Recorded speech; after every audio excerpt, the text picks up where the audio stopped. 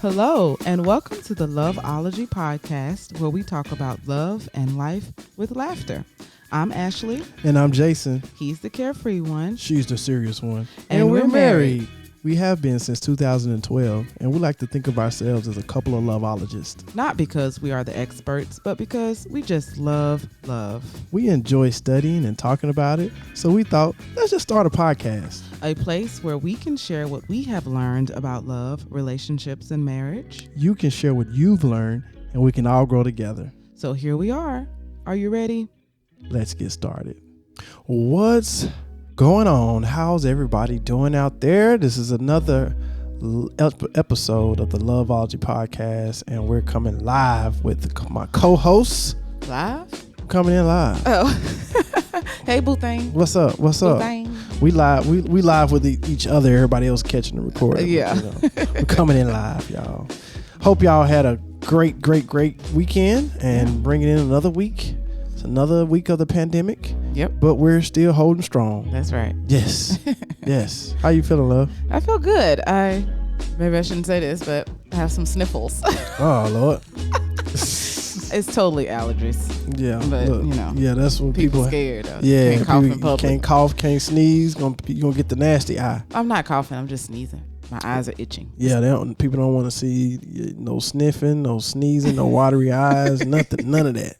You need to get back. You don't know me like that. Yeah. Yeah. So what's up, babe? Today is another day, and yes, we're talking about some good stuff. So what are we talking about today? Yeah, I don't know. For some reason, that just hit me. I want to take a second to say that anybody who is out there and has lost someone because of the pandemic, yes, like, our thoughts and prayers are definitely with you. Yeah, I don't know. We kind of forget that it is people out here dying. So I just wanted to take a moment to say, I'm definitely praying for all of the families of the people who are passing away because of this pandemic. Mm-hmm. Exactly. Yeah. But yes, today we are going to be talking about money again. Talking about the money. Yes. Money. I thought it would be a good time to revisit this because of the pandemic, because more than likely we're going to have a recession. And I just thought it'd be a good time to revisit this. Okay. It's very, very important. So people getting some of them stimulus checks too. Yeah. Well, I mean, just for people that's listening, you can, invest, invest in some stocks, invest in some mutual funds and hold on to it, get some precious metals, some things you can do with your stimulus money. But, we just going to, let's go ahead and jump and talk about what we're going to talk about. Right. Okay. So if you're dealing with a loss of income or, a big reduction in your income, we want to be able to give you the tools in this episode to sit down and talk, be able to talk about what the plan of action is going to be and be able to have smooth conversations about your finances, because now is definitely the time to be sitting down with one another and talking these things through and trying to come up with a plan. Exactly. It takes two to tango. And then, same thing with times like this, it's going to take both of y'all, whether somebody was the breadwinner or whatever. It ain't about that. It's about coming together and communicating and, figuring out your finances together. Absolutely. So I just wanted to say that we do have, we did talk about this on a previous episode. It was episode 6, and it was called Coins and Commitment. Coins and Commitment. Right.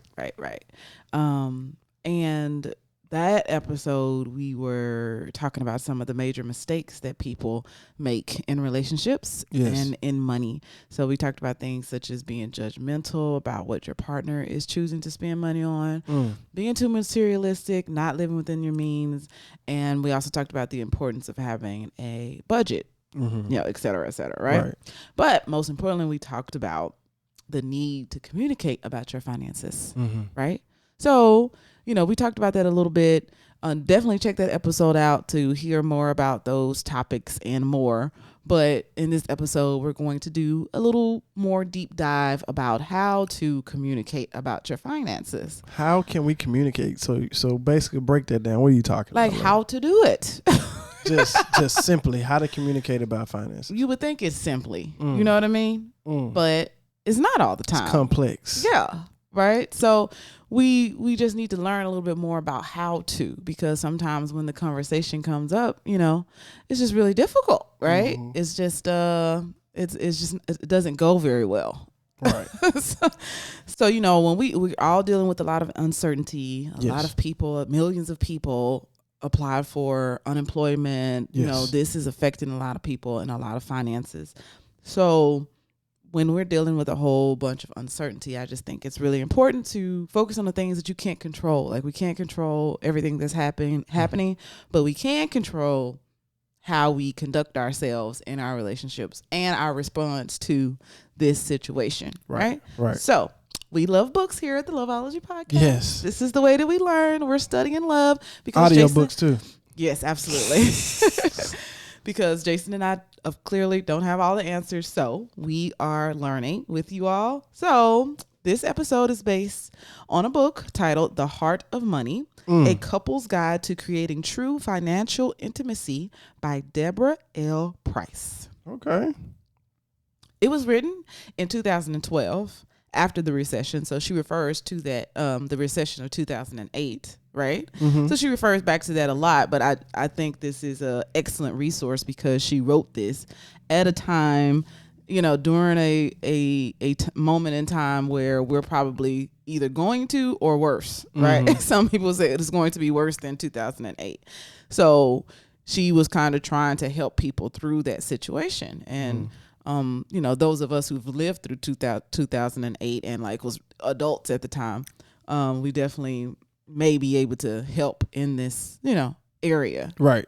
So it's a kind of a deep book, but I think it's really important because I believe it's getting to the root of a very important issue, right? Because basically she is trying to help us understand why we all get so emotional about money. Right. Like I said, it's so important to have this conversation about how to have conversations about money, because typically we get really, really emotional, and we kind of discussed that in the last episode where we just didn't go deeply into it. Mm-hmm. But why do we get so emotional about this? What do you think, Jason? I mean, well, first of all, finances is if it's top 3 reasons why divorces, people get divorced, what I'm saying, relationships break up. I want to say it's number 1. Mm-hmm. Even when boyfriend and girlfriend, finances is so important, especially in the United States. It's just super important, you know. And if your finances is not in order, you can't even get a boyfriend or a girlfriend. Well, I guess is more so for the guys. It's harder for us to get a girlfriend because we attach our success, for the most part. Men like to attach our success to money. Right. Finances. Women can be a little bit more lenient on the women. Women can go in a relationship broke, but not a man. You know what I'm saying? And maybe we won't feel certain ways about it, and maybe a man would. And so that's why that's a good example, because that's one of the things that people could be dealing with. What if a man has been laid off and his identity is very much tied to him being a provider, and him, being the breadwinner, but now he's not. So now he's depressed and sad, and now we got to try to navigate this. Right. No, I'm with you. And I think we put too much energy, we give money too much power. I know it's kind of easy to say don't give money so much power when, you got a little money. But, I think if we incorporate the mindset of, you have all the power you need, your money is just a tool, and that can kind of help through this process of absorbing this information. So, Well, look at you. Did you read this book? No. Because that's pretty much what she said. We do, money is not all of that, right? It's just a tool. It's a tool. But a lot of us don't see it that way. So that is why it becomes very emotional. So I'm going to read an excerpt from this book. It says, money is a core survival issue. When people are fearful and anxious about money and their personal finances, they are frequently too overwhelmed and stressed to be focused on the present. Prolonged financial pressures also lead to increased problems with spouses, alcohol and drug abuse, and sadly, a corresponding increase in depression, despair, and suicide. According to the Center of Financial Social Work, money issues are the number one stressors in people's lives, the number one cause of divorce, a major source of depression, anxiety, and insomnia, a primary reason for abuse and violence, a trigger for alcohol and drug abuse, overwhelming and immobilizing, accompanied by feelings of hopelessness, shame, isolation, and vulnerability, an emotional roller coaster that diminishes coping and decision-making skills, a cause of distraction, anger, irritability, mistakes, and accidents. Wow. Whew. That's a mouthful. Money shouldn't control you like that. But that's what we do. Yeah. Right. So basically, all of that being said, this is why this is important. Right. We got to get to the meat of this, right. of this matter. Right. Right.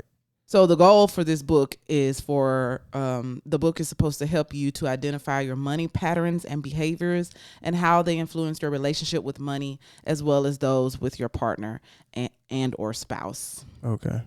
What do you think financial intimacy is? Financial intimacy just seems like you're one with your finances. You know all it is to know about your finances and how you work with your finances. You know how to flow with it, maybe. What you got? Okay. Price defines financial intimacy as the ability to openly and honestly communicate with our partner around money while safely expressing our hopes, fears, needs, and concerns with love and respect for the relationship's highest good. Okay. I can rock with that. But basically, a lot of people, how were you educated on money? Like, most of us were not properly educated on finances. Right. So she's saying basically it's no surprise that we don't really know how to talk about it. And we don't know how to like recognize and understand our money behaviors. You know how I was educated on money is when I wanted to go to the store and get that new toy or whatever, and mama say, boy, we ain't finna buy that. Boy, you better put that back. Boy, that's how I'm educated. Like, dang, I guess, you got to have money to make this thing work, and we ain't got it. Yeah, or when you ask for something and they say, do you have some McDonald's money? Right. Like, I want to go to McDonald's. Do you have some McDonald's money? Exactly. No. You got it. So basically she is rooting everything. Price, the author of this book, is rooting everything in our what she calls money stories. And we need to know each other's money stories to help us understand our patterns and our money behavior. So what she means by this money stories is you're supposed to look back on your life and think about like your education of money and like these big moments in your life. So she she goes through her money story, and she gives an example in her book that basically her family was in poverty, and she started working at a very early age. So she was fiercely independent, and I think it just hit her one day that nobody was going to help her. So she had to work and get out of it. So she became an entrepreneur as a result. So basically everything is based off your childhood. Like I remember seeing, movies where they say psychologists always ask, what is your childhood like? Right. But it's like so important, and you learn so many things. So she's just saying that your money patterns are developed in your childhood, and you need to know them. And your partner needs to know them to understand why something may trigger you and why it may not. Right? Yeah. So would you like to share a money story, Jason? My mom, so I stayed with my mom. My father wasn't there after the age of 2. And so my mom, I didn't know we had, money issues or whatever. You know what I'm saying? I was a blissful kid, didn't know much. And then once I went with my grandmother in Arkansas, still I didn't see us having money issues. So technically, if you just put it all together, were we rich or wealthy or something? No, we wasn't. You know what I'm saying? We was, probably lower middle class, if not upper lower class. But all, you know, it was just I wasn't concerned about money. You know what I'm saying? I just never was concerned as a kid. Wasn't concerned. Now, we didn't get certain things. I couldn't get the Jordans because I thought, you know, my grandma didn't want to spend that much money on the Jordans. Now I think about it, I don't think she had it. You know what I'm saying? To spend it on the Jordans.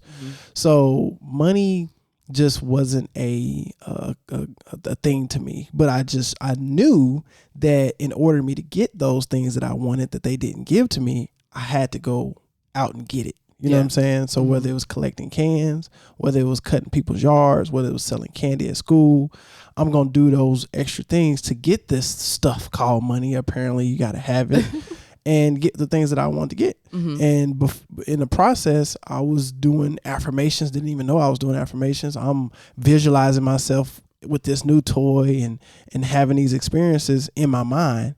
And that helped me get to my goals, which was, you know, get to that object. But again, still, I was using that money as a tool to get to that object, not hoarding this money or, oh, I want money because I feel important if I have it. You know what I'm saying? I wanted the money just so I can get the object. Right. It was a tool for me. I always have been.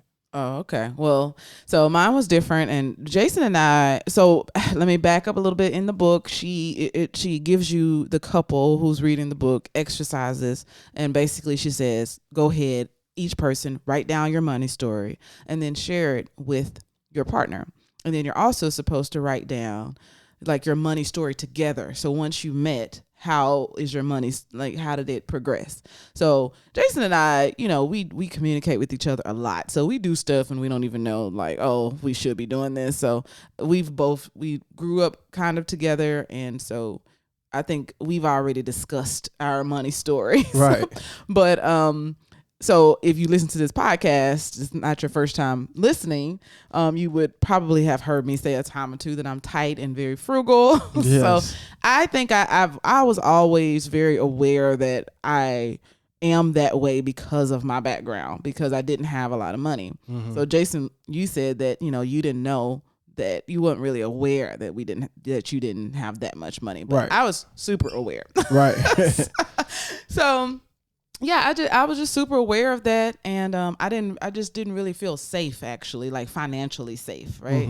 So as an adult, it is just it definitely has affected me, you know, and I need to feel financially safe. So if I feel threatened in any way with the finances, right, I'm going to be triggered.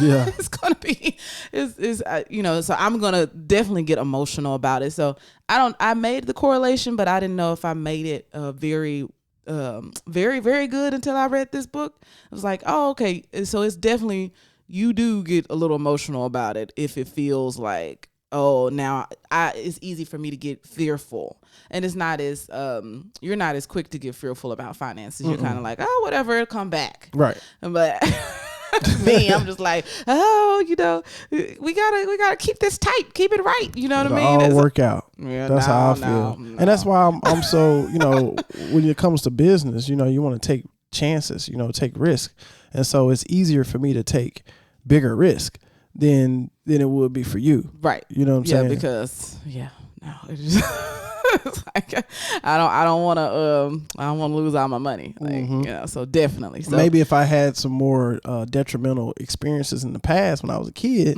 then I wouldn't be as risky when it comes to investments. You see what I'm saying? Right. So, you know, it's all about your childhood. Yeah.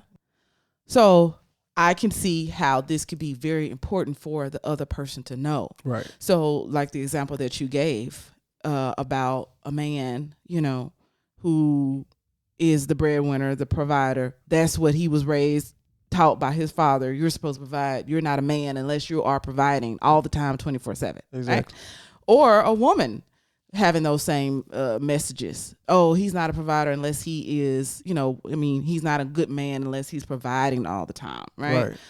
it's like, well, things happen. Life is long, right? Yeah, ebbs and flows, right? Yeah. So a situation like this, are you going to just discount all the other stuff that you were doing before then? You're all of a sudden, because you lose your job, you're a bad man? Right, because you get knocked out, you gonna count him out? Like, he can get back up again. Exactly. So some women wouldn't, would maybe beat him up, beat down on him, not beat him up, but beat down on him, right, as far as like emotionally, like you need to get up and do something and not have very much patience. Or a man could become very depressed if that's what he thought that he was supposed to be doing. That's his identity. Yeah. So if I was his wife and I know that that's what he was taught, then, you would have to kind of approach him with a lot more patience and right, a lot more encouragement, and let him know that, no, this is just a difficult time. You are a great man. You're going to get back up. Right. Just encourage him or whatever. So that would be like a very good example of understanding how we are so emotionally tied to money and how to communicate with someone. Right. And I really like that. And hopefully, people are connecting and can hear us out, because we want to hear from you guys. On Wednesdays, we do a live discussion on Facebook, and we talk about 6 p.m. Pacific, 8 p.m. Central, and 9 p.m. Eastern. We want to hear from you guys. This is an episode you're hearing all from us, but on Facebook, we want to hear from you guys. Also, if you want to become a Patreon and help us help other people, you can do that financially. You can go to loveologypodcast.com, find that Patreon button, pick a tier and join us. Or you can do Cash App, and that's the $ Loveology Podcast. Continue, love. So like I mentioned earlier, the other part of the money story thing was talking about your money story together. Mm-hmm. And she gave an example of clients that she had. Basically, by doing this exercise, they discovered that the man never wanted to take care of the woman completely financially. And why is it? Well, some men don't agree with that, Jason. Wait, your husband? Yes. They were married, but he said he thought that he had made clear while they were dating that, like, the way that he viewed partnership was not him taking on. Oh, okay. Yeah. Yes, the 100% of the finances. Right. And now the way what's she doing with her money? Well, the way she viewed it is she thought that maybe her dad was the breadwinner, so she thought that, she's just supposed to take care of her personal expenses. So like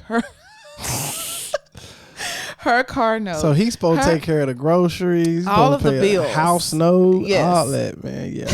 You know what? That when we first started dating, you thought that the man's supposed to take care of the house note. Well, yes, I did. I did say that, and it was a message that I had received somewhere in the world, and then I quickly was like, actually, no, that doesn't make any sense. Yeah. You know what I mean? So yes, we were talking about that, right? Right. But yeah, so she thought that that's what that he wanted, right? Mm-hmm. Or that he wanted to take care of it. Yeah. So when they did the story, the author of this book, Price, was saying that, sometimes you will have different perspectives about things. Mm-hmm. That's why communication is so important. Right. So it turns out it's like, no, he was just doing it because he thought that she wanted him to do it, but he was becoming very resentful because she wasn't helping.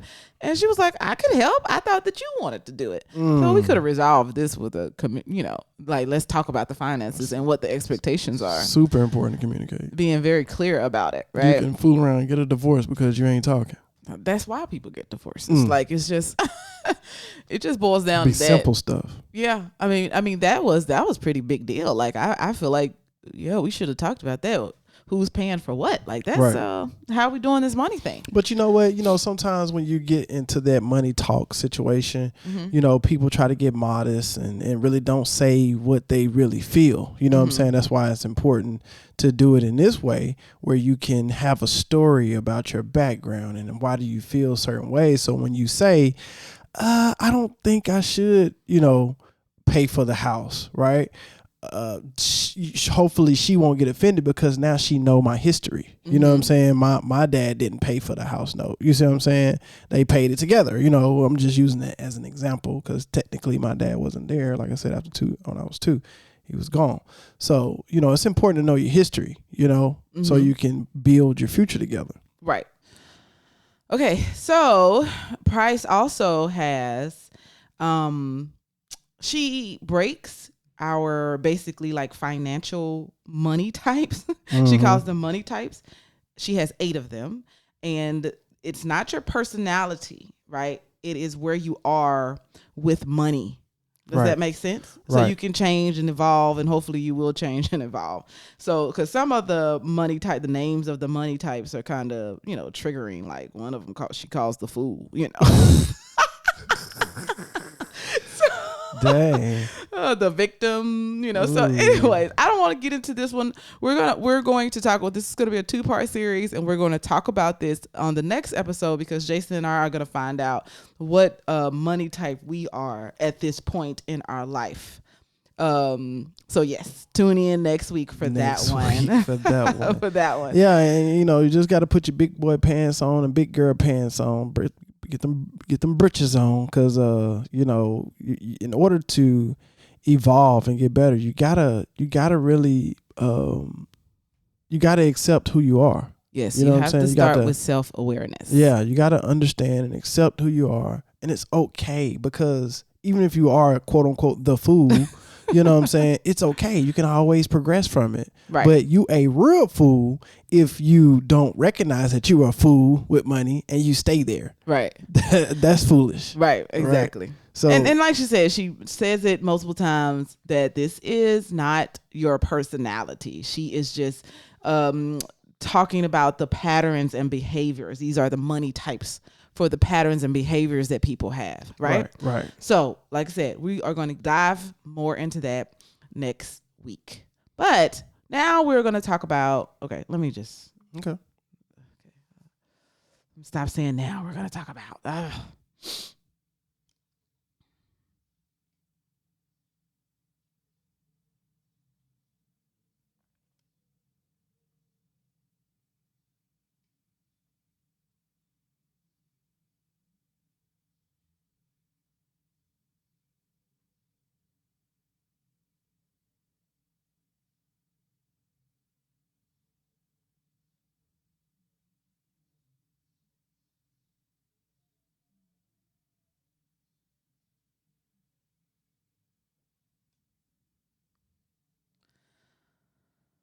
but we do want to talk about some. Okay. But we do want to talk about the 7 relationship survival steps that she listed. Okay? 7 relationship survival steps. That sounds awesome. Yes. Okay. So first one is remember that your core money issues get triggered when you are under stress, but they did not originate in your marriage. They represent unhealed wounds from childhood or perhaps from a previous relationship or marriage that you most likely brought into the relationship. Have compassion for each other and learn how to understand each other's wounds from the past. Unfortunately, sometimes people use people's wounds against them. Talk to me. How do they do that? People like to, sometimes when people are in arguments, they actually try to hurt the other person. We talked about that in Fighting Without Fighting. Yeah, that's not fighting fair at all. Yeah, you don't want to do that. You want to love. What type of relationship is that? Okay, lots of people have that problem though. Come on, y'all. We gotta do better as a whole. If you love a person, you don't want to use their wounds. You notice their wounds. Yeah. You don't want to. That's just sticking a knife already in an open wound that's not healed. Well, sometimes I could say something to you that hurts you. I didn't mean to hurt you, but it hurt you. And so now you want to reciprocate that and hurt me because you hurt me first. Right. You went for my wound, so now I'm going to go for your wound. But what if you didn't know it was a wound? Right. So that is the point. Right. Like we need to figure out the wounds and we need to have compassion and learn not to hit that. Right. Right? That is the main thing. Become aware and avoid that thing, whatever that is, at all costs. Right. Because it's not going to go well. Okay. Another, do those wounds ever get healed? Because, I'm thinking about it like. Probably not. If you come at me just, I need this, I need that, you just keep draining me for all the bread, I'm thinking like, okay, look, gold digger a little bit. Yeah, that's a good point. So Jason has a big thing about gold diggers. My goodness. Yeah. So this was another part of my money story that I meant to share. I was taught that you do not take money from a man or he's going to want something from you. Right. Right. and I was very independent, like I said, because I needed to earn my own money and stuff. So I didn't like to take money from men. Right. And I took that like too far, because clearly when you're in a committed relationship, it's okay to take money. They already getting something from you then. Right. But as far as like allowing men to buy me expensive gifts and things like that, no, I don't want nothing to do with that, because I don't want you thinking that I owe you something, right? So I guess this worked out in my favor with Jason, because clearly I wasn't a gold digger. But back to Jason's point of, do these wounds really ever heal? Jason, if y'all listen to this podcast, he always talking about gold diggers. I'm like, geez, but now I get Louise. It. This is a wound that came from another relationship, right? It came from relationship, came from just little chicken heads out there. You know what I'm saying? You know who you are. Yeah, this is so to answer your question, I don't think it ever does. I don't think it's gonna wound. I don't think it's gonna heal. It may over, who knows, man. We've been married for 7 years and I'm still talking about that. Yes. And you're clearly not a gold digger. Maybe I need to go do some counseling over there. No, maybe I should be over with by now. I just know not to trigger that, but it's not a problem, because I would never try to just use you for money. For sure. I love you. For sure. So I would never do that. And I'm an independent person. Now I'm a stay-at-home mom now, but that's not using you for money. You know what I mean? But yeah, so I don't know, but I don't think they do. Yeah. But that's why it's important to know and don't trigger it. Yeah. Because if I just start like, what would make you feel like I turned into a gold digger all of a sudden? What behaviors would have to happen? You constantly asking for cash, like, I need $1,000. Okay, I need another $1,000, and then you just sound like me. You just hoarding the money, in an account somewhere. You know what I'm saying? And I don't want to let you see the money. That would make you feel like I was a gold digger. Yeah. Oh yeah, we don't have to worry about that though, Jason. No. Okay. So the other step is, she was saying that it was easy to focus on what's wrong, that we often forget to remember what's good and right in our relationship. Make a list of what is working in your relationship and what you love about your partner. Just be grateful. Right. There's always something to be grateful for. And in times like this, it is extremely important to be grateful. Right. And do exactly what she says do. Make a list. Maybe if your partner is all bad, then maybe I need to break up. Try to cut them loose. But most of the time, it's not all bad. It's just our circumstances that has us so depressed and stressed out. Right.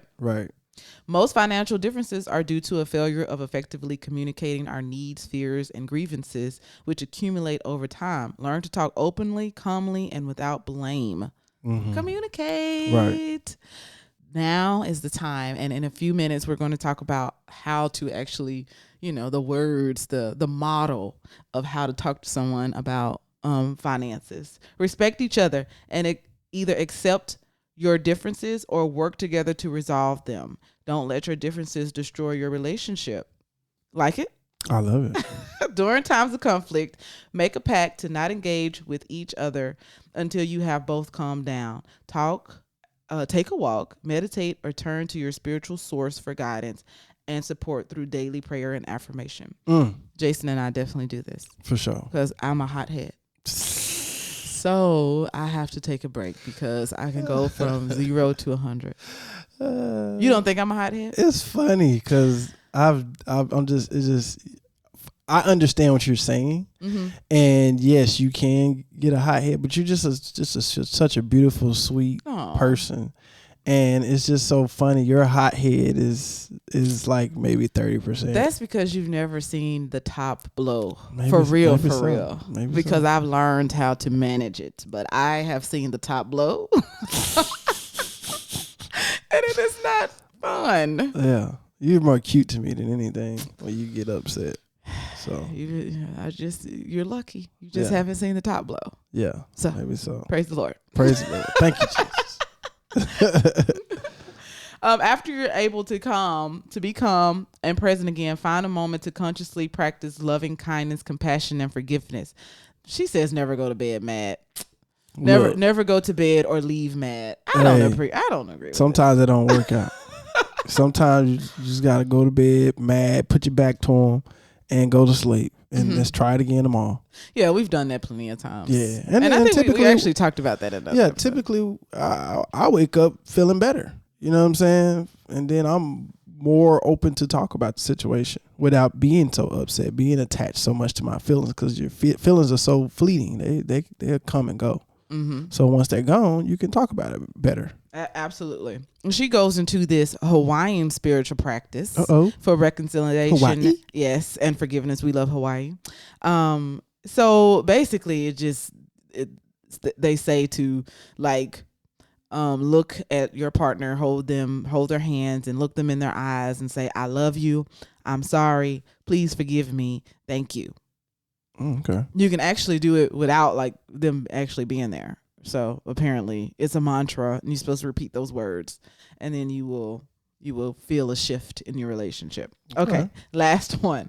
Remain in partnership and continue to work together as a team. This is the time to work together as a team. Teamwork makes the dream work. Yes. This is just like, I think we talked about it. We did a episode about, the coronavirus and all the things pertaining to coronavirus. And we were just talking about, this is the stormy weather. Yes. And this is what relationships are about. It's about supporting each other. Yeah. Bunker down. Hunker down and bunker down. Absolutely. Okay. So now, learning how to talk about money. So basically, she talks about a model that was offered by the Center for Nonviolent Communication. And it's a very simple model. Okay. So here's the framework for the model.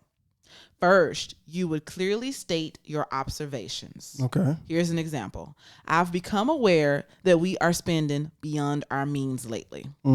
Next, clearly express your feelings. I feel concerned and feel that we're spiraling out of control around money, and it scares me. Then, clearly express your needs. What's that? I need for us to sit down and make a plan and stick to it so that we don't end up in more debt than we can manage. Finally, complete your communication by making a request. My request is that we meet sometime this week to work on this. Will you set aside some time, please? So again, that is clearly state your observations, clearly express your feelings, clearly express your needs, and complete your communication by making a request. So basically, I learned this actually a long time ago, maybe watching Oprah or something.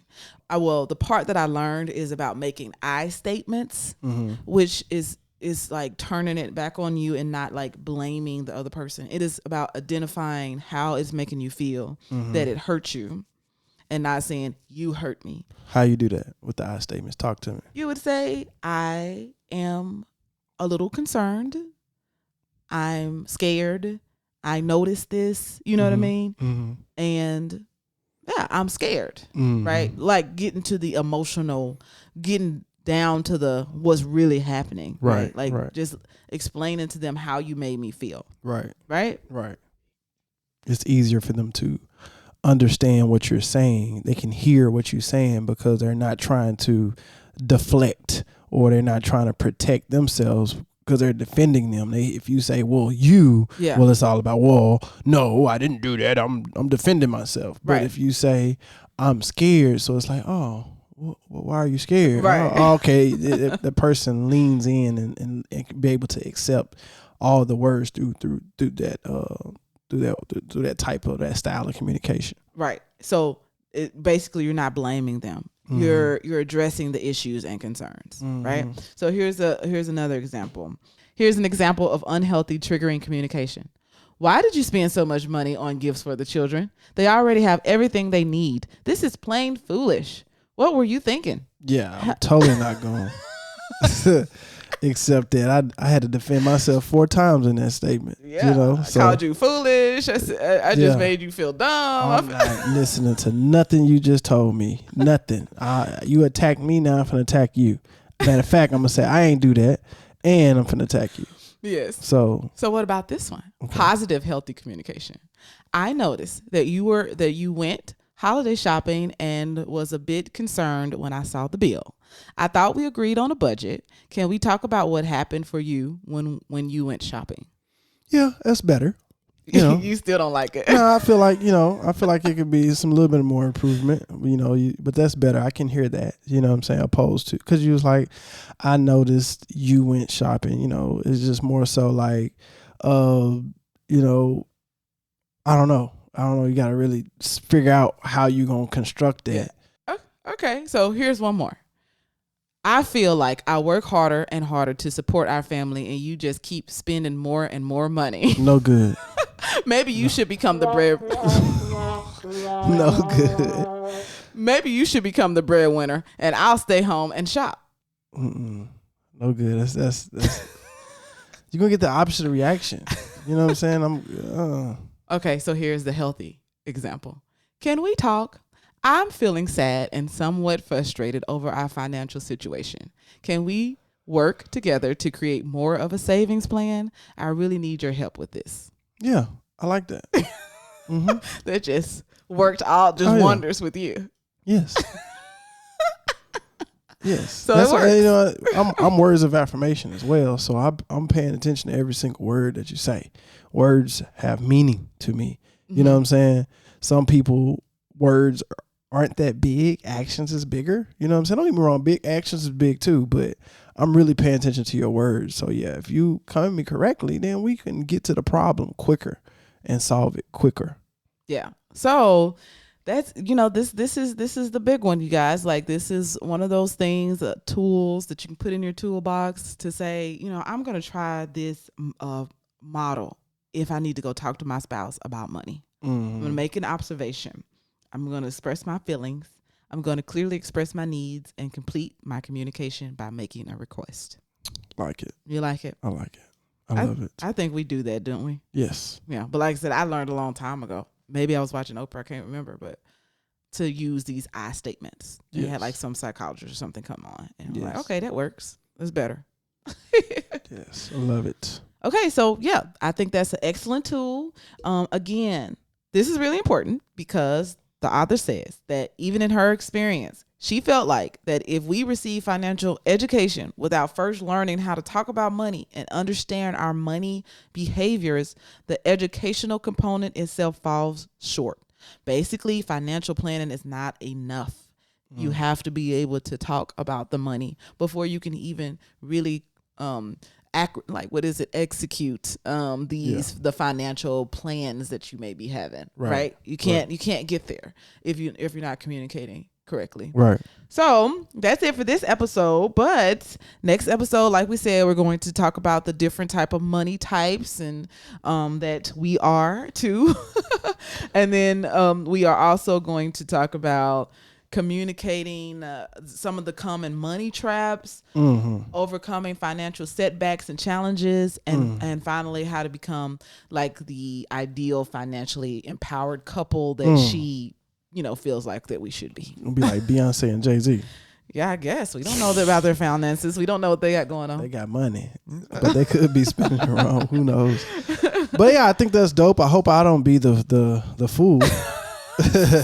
But you know what? I'll be ready to openly admit in front of everybody that, hey, I'm the financial fool of the family. Well, I can already identify that I was once the martyr. Martyr. What you can just hear what that sounds like. Yeah, we're gonna get onto all that next week. You know what I'm saying? Give y'all a little something to hold on to. So, man, I really appreciate you guys and gals taking the time out of your busy week and listening to us, man. Checking out the Loveology podcast, man.